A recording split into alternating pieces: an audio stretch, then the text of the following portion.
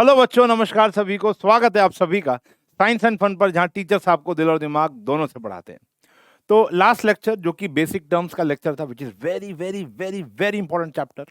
इसके बिना हमारी अकाउंटेंसी बिल्कुल अधूरी है, आप शुरू नहीं कर सकते हो। उस चैप्टर के एंड वाले लेक्चर के अंदर मैंने आपको ये बताया था, पूछा था इनफैक्ट, कि अब अगला चैप्टर कौन सा। तो सभी ने कमेंट सेक्शन के अंदर ये वाले चैप्टर का नाम लिया, इंट्रोडक्शन टू अकाउंटिंग, और मैं भी इसी के साथ सहमत था। 2 लेक्चर्स में आएगा बच्चों, ये L1 एंड L2। और ये जो लेक्चर 1 और लेक्चर 2 आएगा, एक्चुअल में इंट्रोडक्शन टू अकाउंटिंग तो हमारी हो चुकी है, लेकिन इसके अंदर हम बहुत डीप नॉलेज लेने वाले हैं कि एक्चुअल में हम अकाउंटिंग में करने क्या वाले हैं। जब मैंने पहला लेक्चर लिया था एबीसी ऑफ अकाउंटेंसी, उसके अंदर मैंने आपको बताया था देयर आर 3 टाइप्स ऑफ चीज, यानी एक होता है अकाउंटेंसी, एक होता है अकाउंटिंग और एक होता है अकाउंट्स। तो हम लोग आज इनके बारे में जानेंगे, क्या होता है, एट्रीब्यूट्स क्या है, प्रोसेस क्या है, यानी आने वाले पूरी लाइफ में अगर आप अकाउंटेंट बनते हो तो एक अकाउंटेंट को करना क्या होता है एक्चुअल में, वो कैसे करना होता है, वो तो हम आने वाले चैप्टर्स में पढ़ेंगे। लेकिन क्या करना होता है ये आज हम जानेंगे। इंपॉर्टेंस, लिमिटेशन, रूल्स, कुछ बहुत सारी बातें करेंगे। इनफैक्ट ये हमारे अकाउंट्स का अकाउंटिंग स्टैंडर्ड नंबर 1 है, पहला अकाउंटिंग स्टैंडर्ड। ये वाला और चैप्टर नंबर 3, ये और चैप्टर 3 मिलकर अकाउंटिंग स्टैंडर्ड नंबर 1 बनाएगा। तो ये बहुत इंपॉर्टेंट है बेस के लिए, और आपको बहुत अच्छे से इस चैप्टर को पढ़ना है, ठीक है ना। तो फटाफट से पढ़ेंगे, बहुत ज्यादा देखो, इसको बहुत ज्यादा डिटेल में भी नहीं पढ़ना। उसका कारण क्या है, क्योंकि अब ये सारे चैप्टर्स में आप देखोगे सारी चीजें, ठीक है ना। तो एक ऊपर ऊपर से, मतलब बहुत ज्यादा ऊपर भी नहीं, बहुत ज्यादा डीप भी नहीं, एक एवरेज, एक मॉडरेट मैं आपको एक्सप्लेनेशन यहाँ पर देने वाला हूँ, कि ताकि आपके मार्क्स भी आ जाए और आपको एक एक एक ब्लूप्रिंट मिल जाए, एक लेआउट मिल जाए कि आने वाले टाइम में, चाहे वो 11th हो चाहे 12th हो, आपको करना क्या है, ठीक है ना। तो शुरू करते हैं। पहला टॉपिक, पहला टॉपिक क्या है देख लेते हैं बेटा। पहला टॉपिक आता है डेफिनेशन। तो क्या है डेफिनेशन, आओ देखते हैं। डेफिनेशन में सब कुछ है, पूरा चैप्टर ही मतलब इसके ऊपर बेस्ड है। तो देखो, सबसे पहली बात, एक एक शब्द को तोड़ेंगे, सबसे ज्यादा समय आज मैं इसमें लगाने वाला हूं। Accounting is the art. देखो आर्ट यहां पर लिखा हुआ वर्ड, आर्ट का मतलब होता है कला। देखो अकाउंटिंग, जैसे मैंने बताया था, ये एक वर्ब है। अकाउंटेंसी वो स्किल है। मैं थोड़ा सा ब्रीफ कर देता हूं, पहले मैं क्या पढ़ा चुका हूं।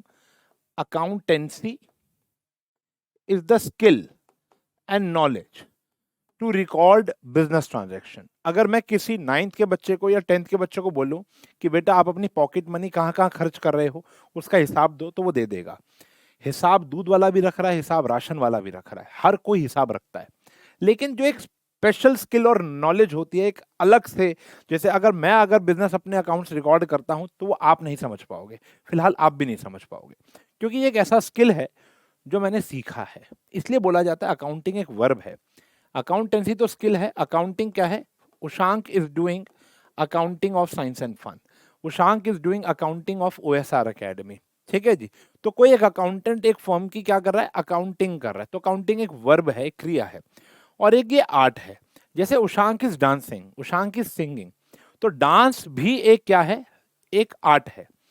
क्या इस आर्ट को मैं सीख सकता हूं?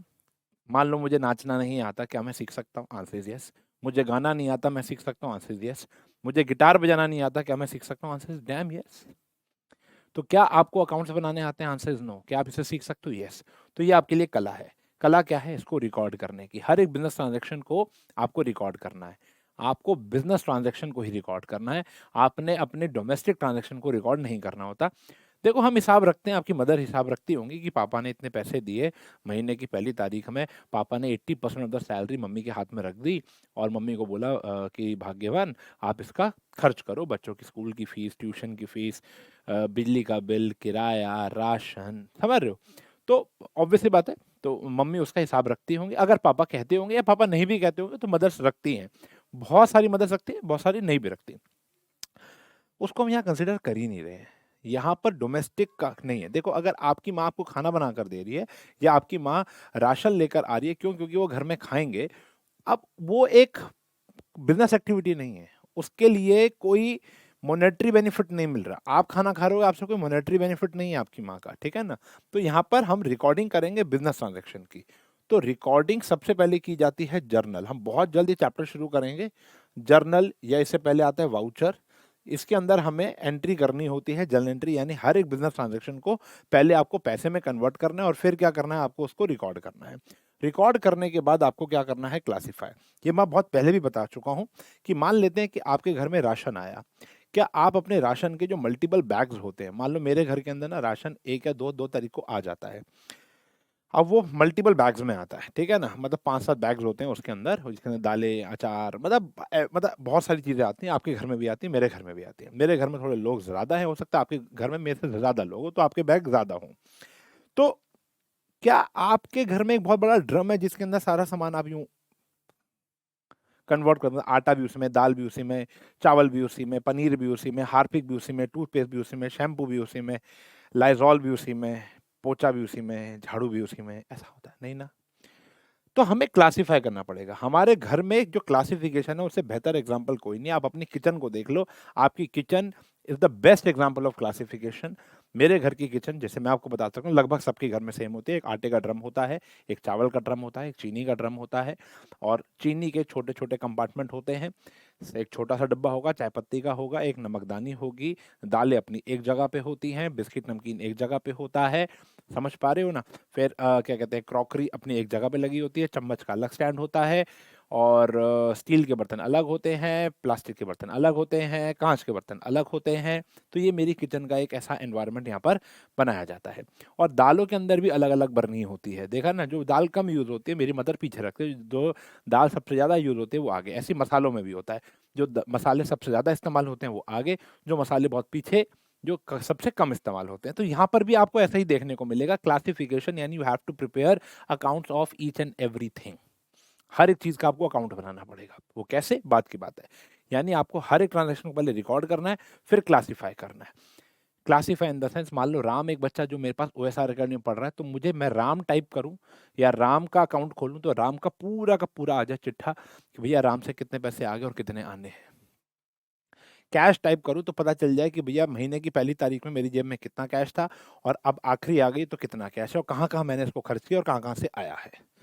तो cash account is dedicated to only to cash. Ram account is dedicated to only to Ram. अब बरनी जो राजमा के लिए, तो वो राजमा को ही डेडिकेटेड, उसमें राजमा कम होंगे तो दोबारा आ जाएँगे, राजमा कम होंगे आ जाएँगे। आटे का ड्रम में आटा कम बढ़ जाएगा, आएगा। तो बेस्ट एग्ज़ाम्पल, अपना फ्रिज खोल लो। Fridge is the best example of classification. Fruits अपनी जगह, वेजिटेबल्स अपनी जगह, मम्मी की लिपस्टिक अपनी जगह, अंडे, ब्रेड और उसके बाद बहुत सारी चीजें होती हैं, बहुत सारी होती हैं चीजें, ठीक है ना। तो अब उसको हमें क्या करना है, क्लासिफाई। एक बिजनेस ट्रांजैक्शन में बहुत सारी चीजें आती है, उसको आपको अलग अलग अकाउंट को अलग अलग तरीके से रिकॉर्ड करना है। क्लासिफिकेशन बोलेंगे। क्लासिफिकेशन का एक चैप्टर आएगा जिसको आप लेजर अकाउंट बोलोगे। उसके बाद समराइज करना है। मैं सुबह 8 बजे 9 बजे अपनी अकेडमी पहुंच जाता हूँ, कभी कभी 9:30 बजे, या आजकल तो, पहले क्या होता था, पहले तो मैं बहुत जल्दी पहुंच जाता था। अब मैं पहले वाईटी के लिए या कभी कभी पेड बैचेस के लिए रिकॉर्ड करता हूँ कभी, और उसके बाद मैं फिर बैंक जाता हूँ, कभी कभी बैंक चला जाता हूँ, कभी कभी सीधा इंस्टीट्यूट चला जाता हूँ। इंस्टीट्यूट जाने के बाद टेस्ट बनाना, ऑफलाइन के लिए ऑनलाइन के लिए टेस्ट बनाना, टेस्ट चेक करना, ये सारा काम मेरे सर पर है, बाकी फैकल्टीज के सर पर भी है। और मैं रात को 9:30 बजे मेरा आखिरी बैच खत्म होता है। 9:30 के बाद भी कभी कभी आप देखते हो हम यहाँ पे लाइव इवेंट ले रहे होते हैं, तो मैं 10:30 11 मतलब ऑन एन एवरेज 10:30 से पहले मैं फ्री नहीं होता हूँ। तो मैं इतना काम कर रहा हूँ, इतना काम कर रहा हूँ, और ये साल के 365 दिन लगभग ऐसे ही चलता है। तो आपको क्या लगता है, मेरा ये जानने का हक नहीं है कि मुझे कितना मुनाफा हुआ और कितना घाटा हुआ? इसको बोलते हैं समराइजेशन। समराइजेशन के अंदर बहुत सारे अकाउंट बनते हैं। एक बनता है ट्रायल बैलेंस, एक बनता है profit and loss account, trading account भी बनेगा, और लास्ट में बनेगी बैलेंस शीट की मुझे पता चले कि भैया मेरे पास कितने के एसेट्स हैं, कितने की मेरे ऊपर लाइबिलिटी है, कितना मेरा प्रॉफिट हुआ, कितना मेरा लॉस हुआ, कौन सा प्रोडक्ट मुझे सबसे ज़्यादा प्रॉफिट दे रहा है, कौन सा बैच मुझे सबसे ज़्यादा प्रॉफिट दे रहा है। देखो, अल्टीमेटली मैं एक टीचर तो हूँ, लेकिन एक बिजनेसमैन भी हूँ। तो मैं यहाँ पर, आप मुझको जज मत करना कि सर आप पैसों की बातें कर रहे हो, लेकिन अगर कोई कॉमर्स टीचर आपको पैसे के बारे में सोचने मजबूर नहीं कर रहा तो उसे पढ़ना बंद कर दो। बिल्कुल। तो यहाँ पर आपको पैसे के बारे में ही सोचना पड़ेगा, क्योंकि commerce is all about money, ठीक है ना। तो समराइजिंग इज वेरी इंपॉर्टेंट। तो कहानी शुरू होती है अकाउंटिंग। अकाउंटिंग अगर आप करने बैठते हो तो एक कला है जो आपको सीखनी पड़ेगी। कला की शुरुआत होती है रिकॉर्डिंग से। सबसे पहले तो बिजनेस ट्रांजेक्शन को आइडेंटिफाई करने से, उसको पैसे में कन्वर्ट करने से, कन्वर्ट करने के बाद उसको रिकॉर्ड करने से, रिकॉर्ड कहाँ करेंगे? जर्नल में। रिकॉर्ड करने के बाद हम हर एक चीज़ का एक अलग-अलग डब्बा बनाएँगे, उस डब्बे को हम बोलेंगे लेजर, लेजर बोलते हैं क्लासिफिकेशन, पूरे साल इतना काम चलेगा। साल के अंत में हमें चाहिए समराइज़ेशन, हम ट्रायल बैलेंस बनाते हैं, हम ट्रेडिंग अकाउंट बनाते हैं, प्रॉफिट एंड लॉस अकाउंट बनाते हैं और बैलेंस शीट बनाते हैं। ये लगभग साल के अंत में होता है। साल के एंड में जाकर पता चलता है कि पूरे साल में आपने कितना मुनाफ़ा कमाया, कितना घाटा कमाया। जब आपके ट्रांज़ैक्शन बहुत ज़्यादा हो जाते हैं, तो हम क्वार्टरली करते हैं। जैसे ओएसआर अकेडमी अगर आप 10 साल पहले चले जाओ या 8 साल पहले चले जाओ, तो हम साल में 1 बार ही अकाउंटिंग करते थे। साल में 1 बार ही हम प्रॉफ़िट लॉस निकालते थे। लेकिन आज की डेट फिर हमने 6 महीने किया, लेकिन आज की डेट में हम लोग हर 3 महीने में, हर क्वार्टरली इसके अकाउंट्स बना रहे हैं। ठीक है जी। लेकिन जो मेन प्रॉफ़िट होता है वो साल के अंत का ही देखा जाता है, ठीक है ना? In a significant manner and in terms of money, कोई भी ट्रांज़ैक्शन जो पैसे में कन्वर्ट नहीं हो सकती, वो हमारे अकाउंट्स का हिस्सा नहीं हो सकती। मेरी टीम बहुत मजबूत है, मेरी टीम दिन-रात मेहनत करती है। कुछ भी हो, मैं इसको रिकॉर्ड नहीं कर सकता, क्योंकि ये पैसे में कन्वर्ट नहीं हो सकती। Transaction and event which are in part of at least of financial character and interpreting the result thereof. साल के अंत में हमें इंटरप्रेट भी करना पड़ेगा कि भैया फ़ायदा कहाँ हुआ, नुकसान कहाँ हुआ। जैसे मैं आपको एक बात बात बताता हूँ। अभी हाल ही में क्या हुआ, देखो इसके बहुत सारे कारण थे, इसका एक कारण अभी दूँगा, इसको गलत मत लेना। हमारी 2 ब्रांचेस थी, सेक्टर 7 एंड सेक्टर 5 रोहिणी के अंदर। सेक्टर 5 के अंदर हम लोग पहले 9, 10, 11, 12 सब पढ़ाते थे। सेक्टर 7 के अंदर 9, 10, 11, 12 सब पढ़ाते थे। हमने ऐसा देखा कि जो बड़ा बच्चा है वो सेक्टर 5 वाला 7 भी आ सकता है। तो हमने सेक्टर 7 के अंदर एक बड़ा एरिया लेकर वहाँ पर पढ़ाना स्टार्ट कर दिया। तो इससे हमें मॉनेटरीली बहुत फ़ायदा हुआ, टाइमली बहुत फ़ायदा हुआ, ठीक है ना? अब देखो ये डिसीज़न हमें कैसे पता चला, क्योंकि अगर मैं एक 9th स्टैंडर्ड को सेक्टर 7 में पढ़ा रहा हूँ और 9th स्टैंडर्ड को सेक्टर 5 में पढ़ा रहा हूँ, या 11th स्टैंडर्ड को सेक्टर 7 में पढ़ा रहा हूँ, 11th स्टैंडर्ड को सेक्टर 5 में पढ़ा रहा हूँ, तो मैं ये देख रहा हूँ कि मुझे सेक्टर 7 वाला ज़्यादा प्रॉफ़िटेबल लग रहा है एज़ कम्पेयर टू सेक्टर 5 वाला। उसके अंदर नंबर ऑफ स्ट्रेंथ कह सकते हो, पेइंग कैपेसिटी कह सकते हो, एक्स वाई ज़ेड कुछ भी कह सकते हो। तो मैंने ये डिसीज़न लिया कि हम लोग यहाँ पर बड़े बच्चों को 9-10 तो पढ़ाएँगे, लेकिन बड़े बच्चों को हम सीधा सेक्टर 7 वाली ब्रांच में शिफ्ट कर देंगे, तो उन दोनों को मर्ज कर देंगे। जिससे मेरा टाइम बच गया, उसके बाद मेरा बैचेज़ की स्ट्रेंथ बढ़ गई, पेइंग कैपेसिटी बढ़ गई और मुझे ज़्यादा प्रॉफ़िट हो गया। तो ऐसी ही कंपनीज़ भी करती हैं। अब जैसे एक लक्स कंपनी है, लक्स कंपनी 50 प्रोडक्ट बनाती है, लेकिन उसका एक मेन प्रोडक्ट ज़रूर होगा। उसको पता होगा कि कौन से प्रोडक्ट उसको ज़्यादा फ़ायदा दे रहे हैं, कौन से प्रोडक्ट उसको कम दे रहे हैं। कभी-कभी आप देखते होंगे कि लक्स का एक पर्टिकुलर प्रोडक्ट आना बंद हो गया। क्यों? क्योंकि उसको फ़ायदा नहीं दे रहा। तो ये एनालिसिस से पता चलता है, इंटरप्रिटेशन से पता चलता है, ठीक है ना? कि आने वाले, जैसे हम लोगों ने इस बार ही फ़ोरकास्ट कर लिया था कि आने वाले इस साल में, यानी जो 23-24 का साल है, कितने बच्चे हमारे पास आएँगे, ये हमने फ़ोरकास्ट कर लिया था। साइंस एंड फन में कितने कोर्स बिकेंगे, ये हमारी टीम पहले से ही फ़ोरकास्ट कर लेती है, लगभग फ़ोरकास्ट कर लेती है कि भैया देखो पिछले महीने की सेल इतनी थी, तो इस महीने की इतनी तो होनी चाहिए, इतनी तो होगी और इस बार तो रिज़ल्ट आ रहा है तो और ज़्यादा होगी। जैसे अब रिज़ल्ट आने से पहले हमने फ़ोरकास्ट कर लिया था कि इतना बल्क क्वांटिटी में कोर्स बिकेगा।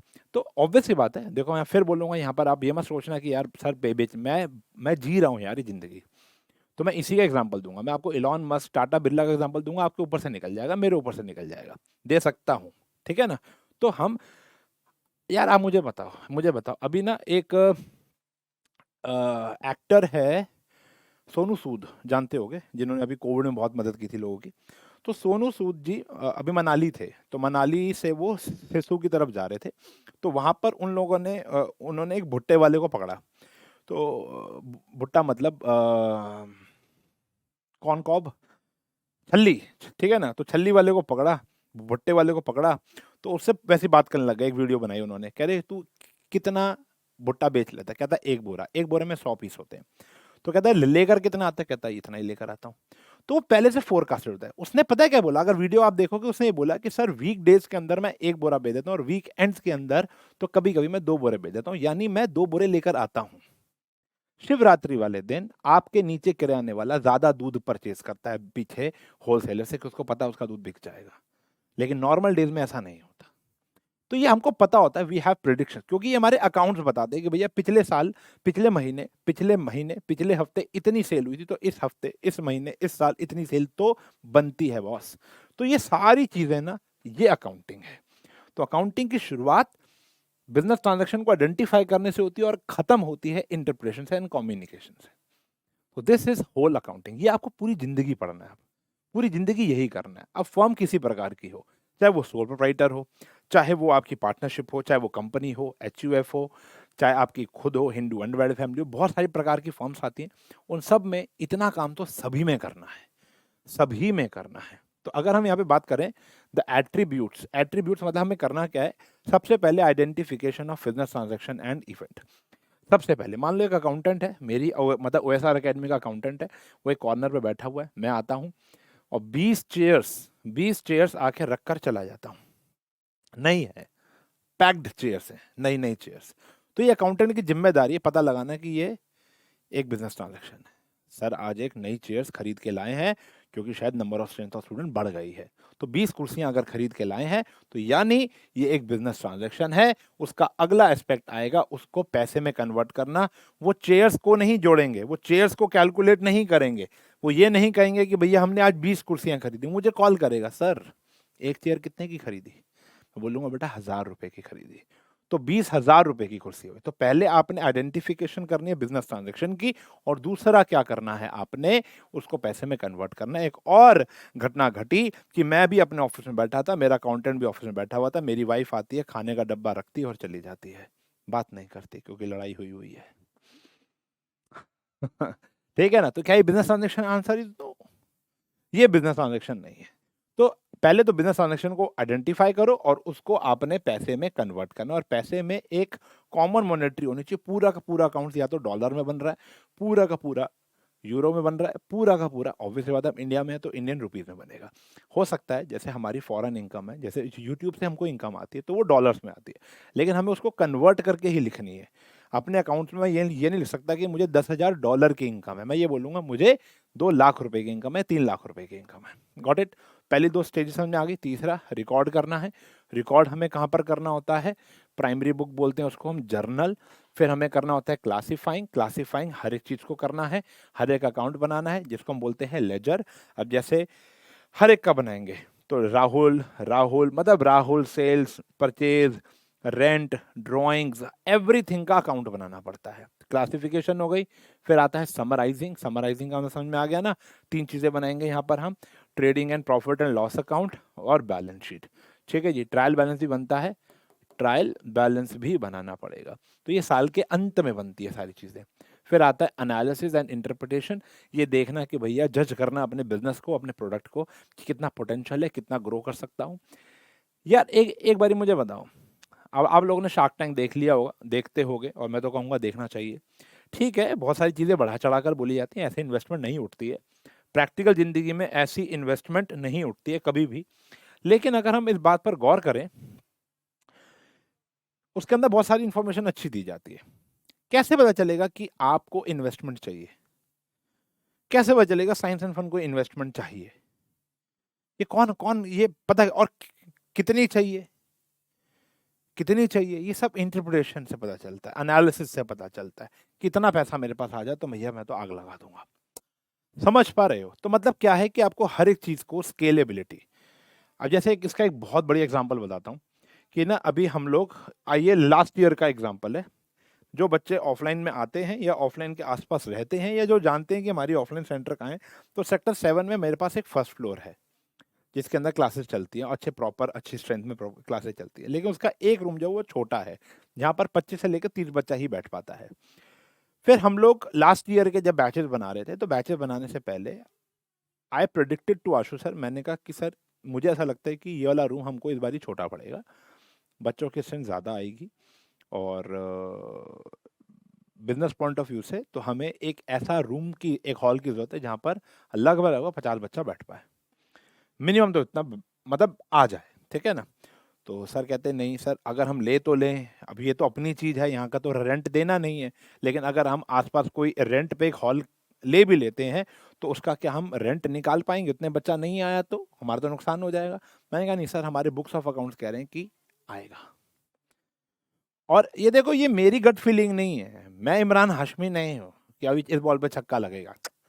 मैं बुक्स ऑफ अकाउंट्स पर लॉजिकली बात बता रहा था कि भैया देखो, आप ग्राफ देखो, हमारा ट्रेंड देखो, इतना बच्चा, फिर इतना बच्चा बढ़ा, इतना बच्चा बढ़ा, इतना बच्चा बढ़ा, और आप तो यूट्यूब के स्टार हो तो और बढ़ेगा।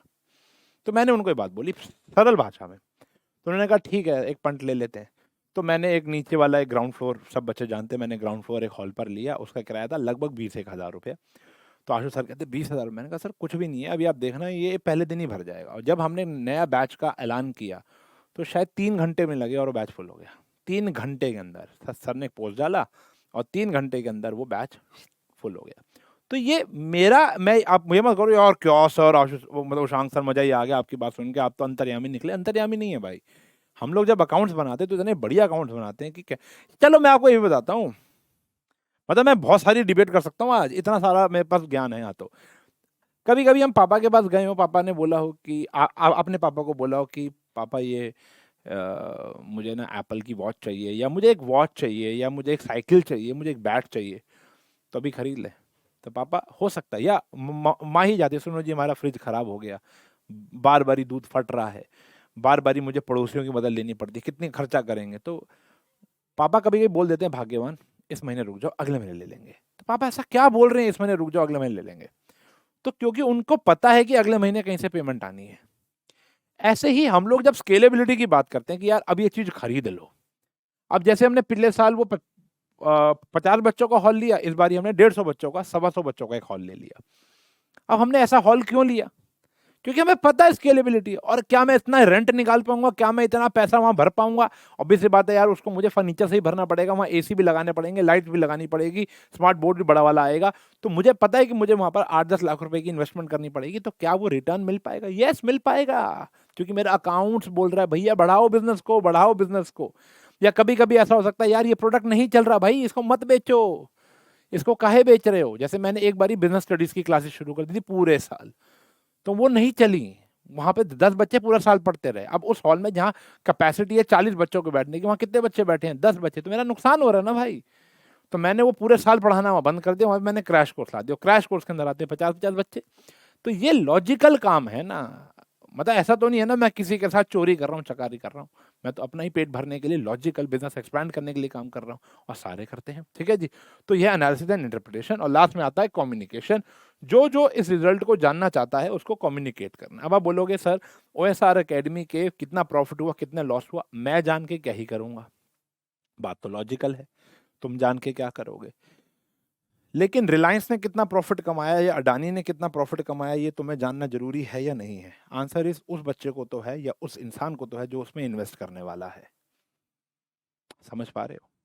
तो ऐसे बहुत से लोग हैं जो आपके अकाउंट्स देखेंगे, कुछ इंटरनल होंगे, कुछ एक्सटर्नल होंगे। वो उनकी एक लिस्ट आएगी at the end of this chapter. आज के लेक्चर में नहीं आएगी, अगले लेक्चर में आएगी, जो हमारे अकाउंट्स को देखने के लिए इच्छुक होगा। ठीक है जी। तो ये पूरा प्रोसेस समझ में आ गया। तो अकाउंटिंग प्रोसेस क्या था बेटा? सबसे पहले था रिकॉर्डिंग, दूसरा classifying, summarising, analysis and interpretation, और लास्ट में क्या था? कम्युनिकेशन। ठीक है जी, बात समझ में आ गई? तो ये पूरा प्रोसेस है, इसको दिमाग में छाप लो। धीरे धीरे पूरे साल आपने यही करना है। इसके बाद बढ़ते हैं बेटा, द ऑब्जेक्टिव। उद्देश्य क्या है? ऑब्वियस सी बात है, हम अकाउंट्स क्यों बना रहे हैं? क्या अकाउंट्स बनाने मैंडेटरी है? Answer is no. एक सोल प्रोप्राइटर को अकाउंट्स बनाने मैंडेटरी नहीं है, एक पार्टनरशिप फर्म को अकाउंट्स बनाने मैंडेटरी नहीं है, वहां मजबूरी हो जाती है। क्या OSR एकेडमी को अकाउंट्स बनाने मैंडेटरी? Answer is no. लेकिन वो मेरी मजबूरी इसलिए है, क्यों? क्योंकि इतने सारे बच्चे आ रहे हैं, किसका पैसा कब आ रहा है, कब जा रहा है, देखना पड़ेगा। किस टीचर का क्या हिसाब है, क्योंकि अब कॉम्प्लेक्स ट्रांजेक्शन हो गया। अगर आप आज से 10 साल पहले चले तो मैं अकाउंट्स नहीं बनाता था। मेरे को 16 साल इस प्रोफेशन में हो गए, और 10-11 साल ही हुए मुझे अकाउंट्स बनाते। उससे पहले हम अकाउंट्स नहीं बनाते थे, क्योंकि बच्चा फीस देता याद रहता था। एक एक बैच के अंदर 10 बच्चे होते थे, फीस याद रहती थी किसने कब दी है, या हल्का सा लिख भी लिया तो कोई मतलब परफेक्ट अकाउंट्स नहीं बनते थे।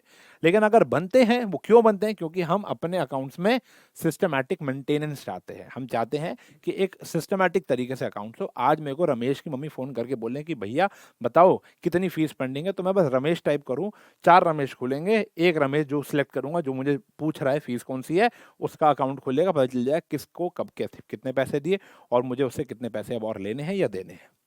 तो ये मुझे एक चाहिए सिस्टमेटिक। फाइल निकालूं, काम हो जाए बस मेरा, दिमाग टेंशन नहीं है। मैं आज की डेट में मैं अपनी वाइफ का फोन नंबर याद नहीं। आई स्वेयर टू गॉड, मेरे ऑफलाइन वाले सारे बच्चे जानते हैं, मेरी वाइफ खुद ही बात जानती है कि मुझे उसका फोन नंबर याद नहीं, और ना मैंने याद करने की भी कोशिश की। मैंने अभी ना एक नया नंबर लिया, देखो ये मेरा पुराना नंबर है जो कि अब मैंने ऑफिस के लिए दे दिया है, और ये मेरा है नया नंबर। ठीक है ना? मुझे अपना ये नया नंबर भी याद नहीं है, और इस नंबर को लिए हुए लगभग 5 से लेकर 6 महीने हो चुके हैं। लिटरली बता रहा हूँ, मुझे पता है ये 7 से स्टार्ट होता है बस। अब वो लोग सर क्या ही बंदा है, क्योंकि मुझे याद रखने की जरूरत ही नहीं है। मैं क्यों ही याद रखूं? मेरे पास है तरीका। भाई मेरे फ़ोन में सारी चीज़ें सेव्ड है, तो मैं याद क्यों रखूं? हाँ, मैंने ऐसा नहीं है कि अगर मुझे कोई किडनैप कर ले तो नंबर ही याद नहीं है। मुझे 2 या 3 नंबर तो याद हैं। एक मेरे को अपनी माँ का याद है क्योंकि बहुत पुराना नंबर है, एक अपने भाई का नंबर याद है, वो भी नया वाला याद नहीं, आशु सर का पुराने वाला याद है, वो भी अब ख़ैर नहीं उठाते, ठीक है? तो मतलब कुछ कम नंबर्स याद हैं क्योंकि मुझे क्यों ज़रूरत है? तो ऐसे ही मैं सिस्टमैटिक मेंटेनेंस चाह रहा हूँ कि कल को मैं मर भी जाऊँ, तो मेरे घर वाले देख कर ये तो बता दें किससे कितना पैसा लेना है, कितना नहीं लेना। इसलिए सिस्टमैटिक क्योंकि मेंबर में कम मेंबर में गो, पार्टनर्स में कम पार्टनर्स में गो, ओनर में कम ओनर में गो, लैंड फर्म्स गो ऑन। ये थोड़ा ना ओएसआर एकेडमी या साइंस फंड हमेशा मैं ही चलाऊंगा या हम ही चलाएंगे, कोई और भी तो आ सकता है। धीरू भाई अंबानी जी ने शुरू की थी, लेकिन आज उनके बच्चे चला रहे हैं। अब वो भी कभी ना कभी तो भाई जीवन तो लिमिटेड है ना, उसके बाद कोई और चलाएगा, फिर कोई और चलाएगा, फिर कोई और चलाएगा। तो अकाउंट्स ऐसे बनाओ कि ताकि कभी कोई दिक्कत ना आए। तो ऐसा होता है। प्रॉफिट लॉस ऑब्वियस सी बात है, कैलकुलेट करने के लिए आप ऑब्जेक्टिव ये भी है कि भैया प्रॉफिट है नुकसान है। दूसरा, मैनेजमेंट को बड़ा फायदा मिलता है अगर सिस्टमैटिक रिकॉर्ड होंगे, तो हमको पता होगा कि कितना कैश है मेरे पास, कितना लोगों से पैसा लेना है। मतलब एक एक हार्मनी में पूरी अकाउंटिंग चलती है, तो हार्मनी में पूरी कंपनी चलेगी। ठीक है जी। Providing accounting information to the users, users को इन्फॉर्मेशन देने के लिए। देखो ओएसआर अकेडमी और साइंस एंड फन को कोई नीड नहीं है फिलहाल अभी यूजर्स को इन्फॉर्मेशन देने के लिए, लेकिन टाटा को है क्योंकि टाटा पे लोग पैसा लगाते हैं। तो सेबी की गाइडलाइंस है कि आपकी फर्म में हुई हुई छोटी से छोटी और बड़ी से बड़ी ट्रांजैक्शन आपको बतानी पड़ेगी कि क्या हुई है और कैसे हुई है। तो वो तो आपको दिखाना ही पड़ेगा। टाटा हो, बिरला हो, रिलायंस हो, अडानी हो, अंबानी हो, सबको अपने बिजनेस का सारा चिट्ठा लोगों तक पहुंचाना है। आज अभी आप टाइप करो एक, वैसे तो ऑनलाइन भी आप टाइप कर सकते हो, फिनोलॉजी, ये प्रांजल कामरा जी की है। इनके बारे में भी मैं आपको कभी बताऊंगा कौन है ये, आधे बच्चे जानते होंगे प्रांजल कामरा जी को। तो फिनोलॉजी.इन मैं बड़ा एडमायर करता हूँ, एक बारी मिलने का मौका मिला था लेकिन मैं पहुंच नहीं पाया। फिनोलॉजी.इन, यहाँ पर जाओ। फिनोलॉजी.इन में आप वहाँ पर कंपनी नेम पूछेगा, कोई भी कंपनी का नाम डाल दो आप, MRF डाल सकते, कोई भी कंपनी जो लिस्टेड है, जो सेबी पर, सेंसेक्स निफ्टी पर लिस्टेड है, NSE BSE पे लिस्टेड होनी चाहिए। तो वहाँ पर अब जैसे फॉर एग्जांपल मेरे सामने LG है, तो LG का शेयर होगा, टाटा है, बाटा है, इन सब के शेयर, टाटा मोटर, टाटा मतलब TCS, बहुत सारी कंपनीज होंगी वहाँ पर। तो वहाँ पर आप अपना कंपनी का नाम डालो, सारी की सारी चिट्ठा, बैलेंस शीट, शायद कुछ हम समझ ना आए लेकिन सब कुछ होता है वहाँ पर, क्योंकि बताना फर्ज है, क्योंकि मैं इन्वेस्ट कर रहा हूँ ना आप में, ठीक है ना। फिर ये बात की बात है प्रोटेक्टिंग बिजनेस एसेट। जैसे फॉर एग्जांपल अगर मैं आपको चीज़ें दिखाऊं, यहाँ पर मेरे पास चीज़ें नहीं है, हो तो शायद मैं आपको दिखा पाऊंगा, शायद हट हट गया है क्योंकि मेरे घर पे ही आ गया। लेकिन हाँ मैं आपको दिखाता हूँ, चलो मैं आपको एक चीज़ दिखाता हूँ। ये मेरे ऑफिस का ही है, ये देख पा रहे हो। अब तो ये मेरे घर पर बना हुआ स्टूडियो है, लेकिन ऑफिस के अंदर ना बहुत सारी चीज़ें हमने असेट्स रखे हुए हैं, जैसे लैपटॉप्स रखे हुए हैं। हमने हर एक एम्प्लॉय को क्या दे रखा है, लैपटॉप दे रखा है। हमारे ऑफिस के अंदर भी ऐसे सिस्टम्स हैं और सेल हैं और माइक्स हैं। अब माइक के ऊपर भी अगर हम देखें, if I am not wrong, तो ये देखो, आपको देख रहे हो माइक के ऊपर भी एक लिखा हुआ है, मैं आपको पास आके दिखाता हूँ। ये लिखा हुआ है MST11 ऐसा करके कुछ लिखा हुआ है, और यहाँ पे है CCST91 ऐसा। तो ये हमारे मेरा दिया हुआ कोड नहीं है, ये हमारी मैनेजमेंट का दिया हुआ कोड है, कि ताकि ये ट्रेस कर सकें कि ये किसके पास है। आज हमारे अकाउंट्स में देखोगे तो वो बता देंगे कि ये जो एक चार्जर है, ड्यूरासेल का चार्जर, जो कि सिर्फ 3 से लेकर 4 हज़ार की एक मामूली सी चीज़ है, मतलब इसके आगे मामूली है, वैसे बहुत बड़ी रकम है। तो ये मेरा एक एसेट है। ये नहीं होगा तो मेरे सेल्स चार्ज नहीं होंगे और मुझे बहुत खर्चा करना पड़ेगा, हर रोज़ नए सेल्स खरीदने पड़ेंगे। तो ये सेल चार्ज करने की एक मशीन है। और ये एक माइक है, ये माइक महँगा आता है, 80-90 हज़ार रुपए का एक माइक है। ये 3 साढ़े 3 लाख रुपए की एक स्लाइड। तो एक कंपनी की ये चीज़ चोरी हो जाए, नुकसान होगा ना? कौन-सी चीज़ चोरी हो जाए? तो इसको प्रोटेक्टिंग एसेट्स, तो यहाँ पर हम लोग ना लेबल लगा देते हैं अपने एसेट्स के ऊपर कि हम एसेट किसको दे रहे हैं, किसका एसेट किसको अलॉटेड है। ये वाला लैपटॉप, इसका सीरियल नंबर, ये वाला नंबर किसको अलॉटेड है, ठीक है ना? उसमें डैमेज होता है, उसकी चोरी होती है, तो वो बंदा ज़िम्मेदार है। ठीक है ना? तो कहानी यहाँ पर ये है, another objective of accounting is to have record of assets owned by the business. Accounting maintains the record of assets owned by the business which enables the management to exercise, control and protect them. ठीक है जी। Advantage, क्या फायदा है ये करने का? अरे फायदे ही फायदे हैं अकाउंट्स बनाने के, तो अपने मजे फायदे, बहुत मजा है। Financial information about business, diary खोलनी है, कंप्यूटर खोलना है, लैपटॉप खोलना है, टैली सॉफ्टवेयर खोलना है, पता चल जाएगा हमारी औकात कितनी है। कोई भी इंफॉर्मेशन आपको बिजनेस की चाहिए पता चल जाएगी, कितना कैश मुझे मार्च के महीने में मिला है, कितना कैश मैंने मार्च के महीने में दिया है, मेरे बैंक में कितना पैसा है, कितना पैसा आने वाला है, कितना पैसा जाने वाला है, असेट्स कितने के हैं। आज मेरे ऑफलाइन सेंटर में बहुत सारे बेंचेस होंगे, मुझे खुद नहीं पता कितने बेंचेस हैं, लेकिन आज मैं अभी पता लगा सकता हूँ, बस एक लैपटॉप खोलना पता लगाना है कि मेरे पास टोटल फर्नीचर कितने रुपए का है, अभी पता चल जाएगा। तो ये होता है, मैनेजमेंट को फायदा देता है। रिप्लेस मेमोरी, आपको याद रखने की जरूरत नहीं है, आपको बस आप फ्री घूमो, कोई टेंशन ही नहीं है, वरना याद रखना पड़ेगा। टैक्स लाइबिलिटी, मुझे इनकम टैक्स देना है। इनकम का प्रॉफिट होता है revenue minus expense, last lecture में बताया था। मुझे पता ही नहीं है मेरी इनकम कितनी है, मुझे पता ही नहीं है मेरी इनकम कितनी है, तो मैं टैक्स कैसे दूंगा? तो भैया इनकम पता लगाने के लिए अकाउंट्स बनाने पड़ेंगे, और तभी तो टैक्स दोगे। जीएसटी कैसे दोगे? तो ये सारे टैक्स को भरने के लिए ऑब्वियस बात है आपको अकाउंट्स तो बनाने पड़ेंगे। लोन लेने के लिए बिना आपके वैलिड अकाउंट से, valid balance sheet, valid ITR, income tax return के आपको लोन ही नहीं मिलेगा।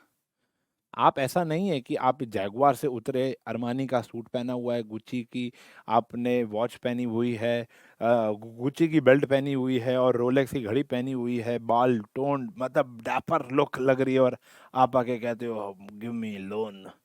तो वो तो आपकी लुक्स को देखकर लोन नहीं मिलता।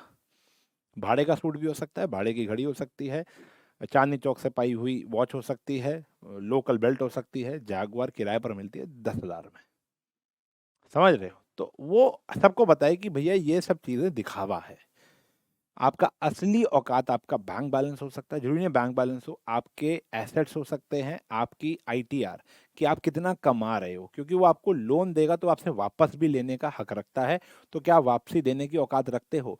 तो अगर मैं फटे हुए कपड़े बैंक पहन के जाऊं या अच्छे कपड़े पहन के जाऊं, बैंक में से एक ही चीज मांगेगा, वो है अपनी फाइल दे दो, हम चेक करेंगे कि आपको कितना लोन मिलेगा, और मिलेगा भी नहीं मिलेगा। लोन लेने की फैसिलिटी, कभी कभी कोर्ट में भी एविडेंस आता है। जैसे अभी हम आगे एक शब्द पढ़ेंगे, जैसे फॉर एग्जाम्पल सरकार कह रही तुम्हारा इतना टैक्स है, मैं कह रहा हूँ इतना टैक्स है, तुम एज एन प्रूफ भी वहां दिखा सकते हैं। और दूसरा होता है इंसॉल्वेंसी। इंसॉल्वेंसी, जब आपको इंसॉल्वेंट होना है या दुनिया कह दिया कि आप इंसॉल्वेंट हो चुके हो और आपको नहीं होना, तो कोर्ट में केस जाएगा, और कोर्ट में जाकर आपको बताना पड़ेगा कि मैं इंसॉल्वेंट हूँ या नहीं हूँ, और बताने के लिए, इंसॉल्वेंसी के लिए आपको अपने अकाउंट्स दिखाने पड़ेंगे कि आप योग्य हो या नहीं हो। सेल ऑफ बिजनेस, आज मुझे मान लो, भगवान ना करे कभी ऐसा हो, लेकिन अगर मुझे ओएसआर एकेडमी बेचना है, तो क्या दाम बताऊं? तो बड़ा मुश्किल है। आप अपने पापा से पूछो, अगर उनकी शॉप है, फैक्ट्री है, क्या दाम लगा के सारी फैक्ट्री बेच देंगे? पूछना जरूर, उनके पास कोई रिप्लाई नहीं होगा, क्योंकि अगर उन्होंने अकाउंट्स नहीं बनाए, बनाए हैं तो भी उस समय, मेरे पास इस समय कोई रिकॉर्ड्स नहीं है। लेकिन अगर मैं, मेरे को आप एक दिन दो, तो मैं अपने अकाउंट्स चेक करके बता सकता हूँ कि मेरे बिजनेस की औकात कितनी है। ठीक है ना? असिस्टेंट टू द ईद, बताया ना, इंसॉल्वेंसी में बड़ा काम आता है। Helpful in partnership account, obvious सी बात है, पार्टनरशिप में तो अकाउंट्स, देखो अगर मैं सोल राइटर हूँ तो मुझे अकाउंट्स नहीं बनाऊंगा, कोई फर्क नहीं पड़ेगा, क्योंकि नुकसान नफा मेरा ही है, सब मेरा है, आना जाना सब मुझे ही करना है, मुझे और किस पर डिपेंडेंट नहीं। लेकिन यहाँ पर पार्टनरशिप में तो दो से ज़्यादा लोग हो जाते हैं, और कभी कभी तो बाहर के लोग होते हैं। जब बाहर के लोग होते हैं तो उनके साथ ट्रांसपेरेंसी रखनी पड़ती है। ट्रांसपेरेंसी रखने के लिए अकाउंट से बेहतर कोई चीज़ नहीं है। फिर आता है limitation. Limitation which is a very important topic, examination point of view से सबसे इंपॉर्टेंट लिमिटेशन है इस चैप्टर की। इस चैप्टर में लिमिटेशन बहुत आती है। Accounting is not fully exact, इसके बहुत सारे कारण हैं, बहुत सारे कारण हैं। अकाउंटिंग एग्जैक्ट क्यों नहीं है? क्योंकि इसके अंदर इनपुट ह्यूमन के हैं। ह्यूमन बायस भी हो सकता है और ह्यूमन इनकरेक्ट भी हो सकता है, गलतियां इंसान से होती हैं, तो इसलिए यहाँ पर नहीं हो सकता। और प्लस कुछ कुछ चीज़ें हमको यहाँ पर फ्यूचर के एस्पेक्ट को लेकर करनी पड़ती है। जैसे एक वर्ड आता है डेप्रीसिएशन। अब जो डेप्रीसिएशन होता है, वो हमें प्रिडिक्ट करना पड़ता है कि हमारे इस एसेट के ऊपर कितना लगा। कि मेरे जो बेंच मैंने खरीदा, मान लो एक 3,000 रुपये का एक मैंने बेंच खरीदा, तो अगले साल उसकी वैल्यू 300 ही कम होगी, या 150 कम होगी, या 250 कम होगी। ये आपको प्रिडिक्ट करना पड़ता है कि उसकी ज़िंदगी कितनी है, उसकी लाइफ कितनी है। और कभी भी किसी भी एसेट की लाइफ आप तय नहीं कर सकते हो। चलो गाड़ी बाइक स्कूटर की लाइफ तो सरकार तय करके देती है, लेकिन अलमारी की कौन करके दे रहा है? या इस स्मार्ट टीवी की किसने करके दी? इस माइक की किसने करके दी? तो मुझे लेकिन प्रिडिक्ट करके ही अकाउंट्स बनाना पड़ेगा। भाई मैंने ये 3 लाख रुपए का अगर ये स्मार्ट टीवी खरीदा है, स्मार्ट बोर्ड खरीदा है, इसकी लाइफ कितनी है? तो मैं मान के चल रहा हूँ ना 10 साल है, और हर साल मैं कितना माइनस करूंगा इसमें से? 30,000 रुपया। तो मैंने माना ना 10 साल, क्योंकि मेरे को दुकानदार ने कहा था भैया 10 साल तो चल जाती है, लेकिन नहीं चली तो, और ज्यादा चल गई तो मेरे अकाउंट से हो गया ना गड़बड़। तो यानी ये इसलिए एग्जैक्ट नहीं है। अनरियलिस्टिक इंफॉर्मेशन, देखो इसमें दो वैल्यू होती हैं, एक होती है बुक वैल्यू, एक होती है मार्केट वैल्यू। मार्केट वैल्यू, मान लेते हैं मैंने एक प्रोडक्ट खरीदा, मान लो मेरा गारमेंट्स का काम है, ये एग्जांपल ढंग से समझना। मान लो मेरा एक गारमेंट्स का काम है, गारमेंट में मैंने एक पर्टिकुलर प्रकार की जीन्स टी शर्ट, जैसे आजकल आप देखते हो ना ओवर साइज टी शर्ट्स का एक फैशन है, ठीक है जी।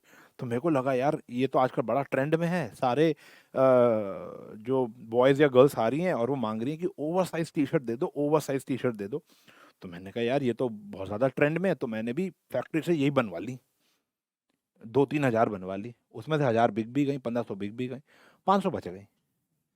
खरीदी मैंने 500 की थी एक टी शर्ट, बेचा मैं 1,000 की था, लेकिन आज वो 200 में भी नहीं कोई खरीद रहा। तो देखो ना, अनरियलिस्टिक इंफॉर्मेशन है। आज देखो सिंपल सी बात है, जो एसेट, जो स्टॉक आपके पास पड़ा है वो आपके लिए एक वैल्यू रखता है क्योंकि आपने उसके ऊपर खर्च किया। मान लो एक टी शर्ट 500 की है, मार्केट वैल्यू कितने की है ये तो अनप्रिडिक्टेबल है, अनरियलिस्टिक है, कुछ पता ही नहीं है। दूसरी इंफॉर्मेशन अभी आप आगे देखोगे ना समझ में आएगा, अकाउंटिंग इग्नोर्स द क्वालिटेटिव, समझ में, accounting ignores the effect of price level change. ये समझो, मैंने एक बिल्डिंग खरीदी, लैंड बिल्डिंग अपने ऑफिस के लिए खरीदी, मान लो 1 करोड़ रुपए की, वो खरीदी सन 2015 में।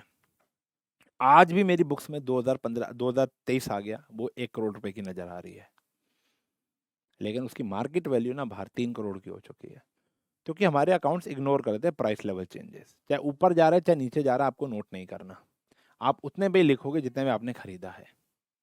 समझ पा रहे हो? तो कहानी क्या है, अकाउंटिंग इग्नोर द प्राइस, तो इसलिए अनरियलिस्टिक इंफॉर्मेशन है। क्वालिटेटिव तो वैसे भी नहीं दिखाएगा, तो ये भी एक ऑब्वियस सी बात है, खराब बात है। जो हमारे बिजनेस में हर चीज सेम है, लेकिन हमारे बिजनेस की जो टीम है बड़ी मजबूत है, वो कौन, वो तो कहीं दिखाई नहीं रहा। भाई देखो सिंपल सी बात है, प्रॉफिट मान लेते हैं रिलायंस ज्यादा कमा रही है, लेकिन इमोशनल जो दान कर रही है या जो कंपनी बहुत ज्यादा साफ सुथरा काम करती है वो तो टाटा है, मेरे मानने में। आप, मैं गलत भी हो सकता हूँ, एग्जाम्पल दे रहा हूँ, लेकिन टाटा के बुक्स ऑफ अकाउंट में कहीं पर मैं लिखा कि इतना, मतलब कि इतने इमोशनली अपने एम्प्लॉयज़ के साथ अटैच्ड होती है और ये कभी एम्प्लॉयज़ को धोखा नहीं देती। कोविड में भी उन्होंने उनको सैलरीज दी, हर साल उनको एक गिफ्ट देती है। चलो गिफ्ट तो फिर ही मॉनेटरी है, लेकिन बाकी सारी चीज़ें तो कहीं नहीं आई ना, ठीक है ना। कूल एनवायरनमेंट है वहाँ पर। अकाउंटिंग में leads to window dressing, window dressing का मतलब है छोटे मोटे हेर फेर। मान लो मेरे बिजनेस में चाय आती ही नहीं है, कोई चाय पीता ही नहीं, लेकिन मैं एक झूठा खर्चा दिखा सकता हूँ कि चाय आई है। भाई देखो ना, इनकम टैक्स इनकम पे दिया जाता है, income is revenue minus expense. मैं रेवेन्यू कम भी दिखा सकता हूँ और एक्सपेंस ज़्यादा भी दिखा सकता हूँ, सरकार चेक करने थोड़ा ना आ रही है। दुनिया में इतने सारे करोड़ों लोग हैं, सबका थोड़ा ना चेक करने जाएगी। तो विंडो ड्रेसिंग तो होती है, छोटी मोटे हेर फेर तो हम अपने अकाउंट्स में करते हैं, जिससे हमारे अकाउंट्स खराब बनते हैं। हमारे अकाउंट्स रियलिस्टिक इन्फॉर्मेशन नहीं दे पाएंगे फिर, अगर आप अपने फायदे के लिए कभी कभी, जैसे बड़ी बड़ी एडटेक्स कंपनी है, जैसे आप लोगों ने नाम सुना होगा, मैं यहाँ नाम ले लेता हूँ, तो नाम नहीं लेता क्योंकि नाम लूंगा तो फिर कंट्रोवर्सी हो जाएगी। जिन्होंने अपनी वैल्यूएशन ओवर हाइप दिखाई थी, ओवर हाइप दिखाई थी तो उन्होंने फंडिंग उठा ली, आज उसकी वैल्यूएशन 1/3 भी नहीं है, ठीक है ना। वो क्यों होता है, बस फंडिंग उठाने के लिए, फंडिंग उठाने के लिए उनको बस यूनिकॉर्न बनना है, यूनिकॉर्न बनना है। तो उससे क्या होता है, ज्यादा रेवेन्यू शो कर रहे हैं, ज्यादा रेवेन्यू दिखाए, टैक्स भर रहे हैं कोई टेंशन नहीं, लेकिन ज्यादा रेवेन्यू दिखा रहे हैं, इन्वेस्टर पीछे पीछे भागेगा, ऐसी कहानी। तो वो अनरियलिस्टिक, वो विंडो ड्रेसिंग है, वो कुछ समय के फायदे के लिए होता है, तो वो नहीं करना चाहिए, ये एक लिमिट, लेकिन करते हैं क्योंकि ह्यूमन इनपुट्स हैं। बात समझ में आ गई? चलिए, तो आज हमने डेफिनेशन पढ़ी, एट्रीब्यूट पढ़े, एक अकाउंटिंग प्रोसेस पढ़ा, उसके बाद हमने एडवांटेजेस पढ़े और ऑब्जेक्टिव पढ़े, और आज लिमिटेशन भी पढ़ ली। अगली क्लास इस चैप्टर की आखिरी क्लास होगी। इतना चैप्टर अपनी टी एस गरेवाल, डी के गोयल, जो भी आपके पास किताब है वहाँ पढ़ लो। कोई शब्द कोई लाइन ना समझ में आई हो तो कमेंट सेक्शन में बता सकते हो। अगला लेक्चर में इस चैप्टर को खत्म कर दिया जाएगा। मिलेंगे अगले लेक्चर में, तब तक के लिए bye bye, take care and have a nice day.